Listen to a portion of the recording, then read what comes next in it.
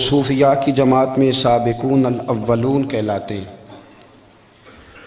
ان میں ایک بہت بڑا نام داتا گنج بخش علی حجویری کا ہے۔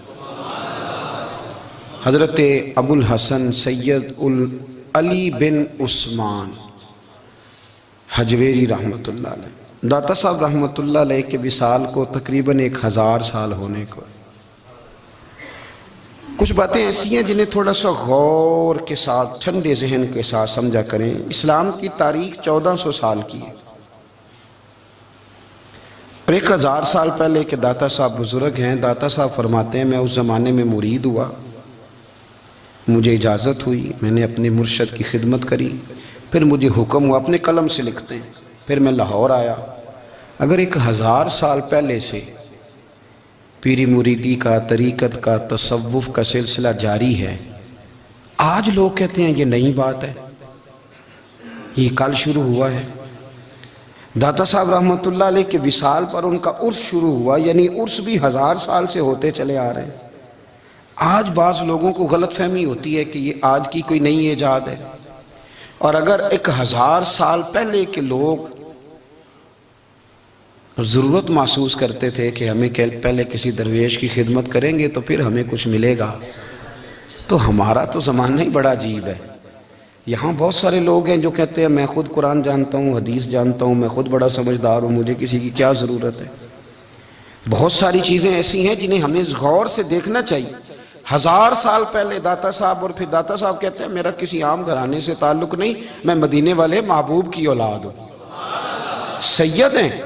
اس کے باوجود ایک جگہ پہ گئے ہیں، تربیت لی ہے، پھر وہ لاہور تشریف لائے ہیں، اور داتا صاحب فرماتے ہیں کہ میں ہندوستان کے اس ایریے میں آ کے بیٹھا ہوں جہاں زندگی کی سہولیات بھی پوری میسر نہیں ہیں مجھے۔ لاہور 1000 سال پہلے آپ اگر اس کا نقشہ دیکھیں تو کیا نظر آئے گا آپ کو؟ جن لوگوں نے ابھی 40 سال 35 سال پہلے لاہور کو دیکھا ہے وہ بھی جانتے ہیں اس کی کیفیات کیا تھی۔ تو 1000 سال پہلے کا لاہور جہاں داتا صاحب تشریف لائے، داتا گنج بخش علی حجویری نے وہاں بیٹھ کر قرآن و سنت کی تشریحات کی۔ داتا صاحب نے مسجد بنائی۔ اب لفظ داتا سے بھی بڑا اختلاف ہے لوگوں کو، حالانکہ داتا کا معنی دینے والا، اور اللہ کے جو 99 نام ہیں نا، یہ ہماری مسجد میں بھی لکھے ہوئے ہیں، ان 99 ناموں میں سے کوئی نام داتا ہے؟ بولیے۔ ایسے لوگ کہتے ہیں جی یہ تو اللہ کا اسم، بھئی یہ لفظ داتا تو ویسے ہی عربی کا لفظ ہی نہیں ہے۔ تو آپ چیزوں کو گھسیٹ گھساٹ کے اگر لے کے نا، قرآن مجید میں آپ اپنے ماں باپ کے لیے دعا کرتے ہیں رب ارحمہما کما ربیانی صغیرا، یا اللہ ان دونوں کو بخش دے جو بچپن میں میرے رب بنے۔ رب ارحمہما کما ربیانی صغیرا، رب کا معنی پالنے والا، تو قرآن مجید نے تو ماں باپ کو رب کہہ دیا تو شرک ہو گیا۔ وہاں اللہ رب اور معنوں میں ہے، ماں باپ رب اور معنوں میں ہے۔ یہاں معنی پالنے والے کے ہے۔ ماں باپ اولاد کو پالتے ہیں نا، اصل پالنے والا کون ہے؟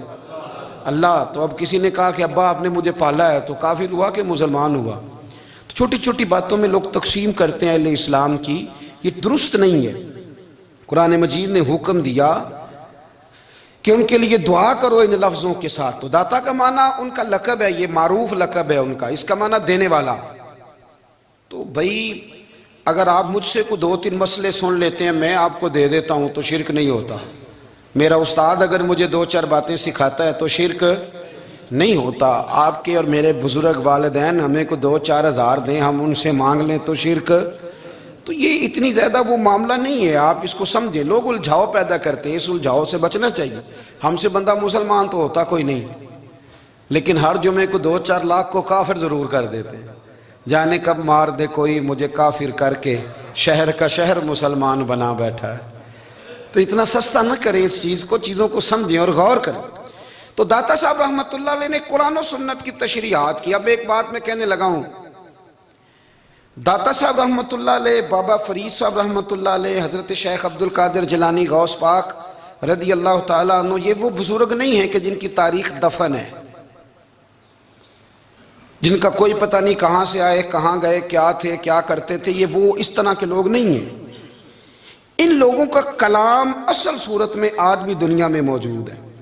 بابا فرید کی تحریریں موجود ہیں، حضرت غوث پاک کی کتابیں موجود ہیں. داتا گنج بخش علی حجویری کی کشف المحجوب شاید دنیا کی ہر زبان میں ملتی ہے. اب میں جو بات کہنے لگا اس پر غور کرنا. اگر کشف المحجوب آپ پڑھیں نا ساری, تو سب سے پہلے وہاں ملنگوں کا داخلہ بند ہوگا. کوئی ملنگ آپ کو نظر نہیں آئے گا, چونکہ داتا صاحب کی تعلیمات بالکل اس کے برعکس ہیں. فوری طور پر وہاں عورتوں کا داخلہ بند ہوگا, چونکہ داتا صاحب کی تعلیمات اس کے بالکل برعکس ہیں.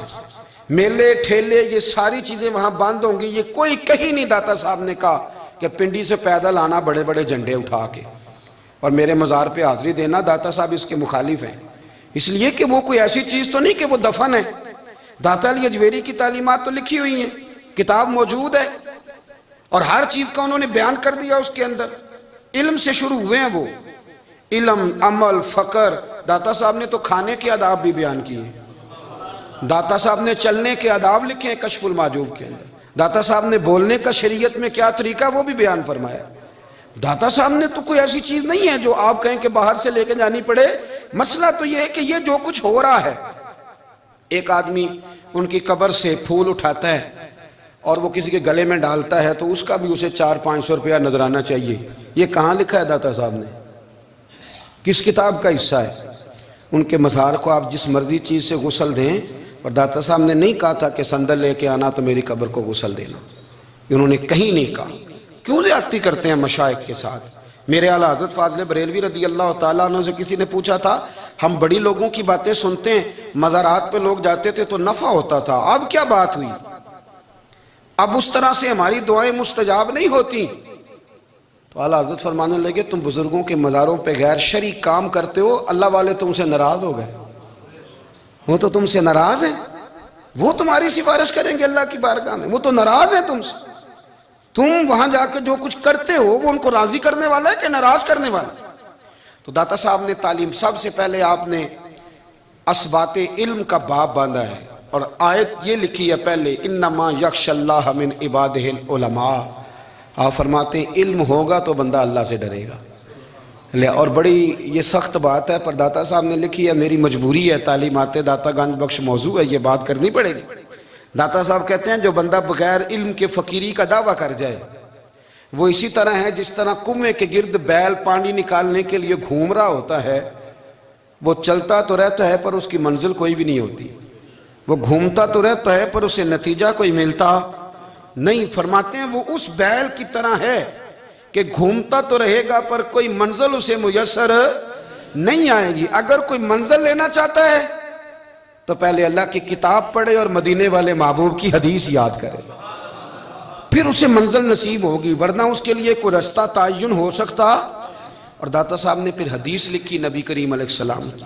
فرماتے ہیں کچھ علم حاصل نہیں کرتے, کچھ علم لیتے ہیں پر اس سے نفع نہیں لیتے, پتہ ہوتا ہے پر عمل نہیں کرتے.